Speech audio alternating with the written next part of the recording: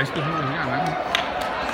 Pero Tasca Silva, vemos dónde pasar al tubo de mismo Sada. Tercero cambio, Don Cuba Silva, y ahora precisamente Rogelio Santos Taíño, que está desenvolviendo su tercera posta. En que falla que tiene esta ventaja considerable sobre el segundo equipo clasificado, que no puede con el tubo de mismo Sada. Segundo tercero, tubo de mismo Carballo. Ahí está Rogelio completando a su tercera posta. Y haciendo cambio, entregando a Rodero para completar los últimos 200 metros a José Domínguez Caballero.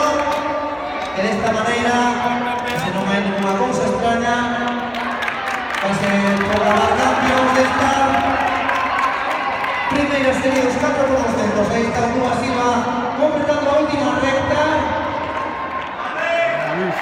¿Eh? Sí. Ahí está Cuba Silva, segunda posición.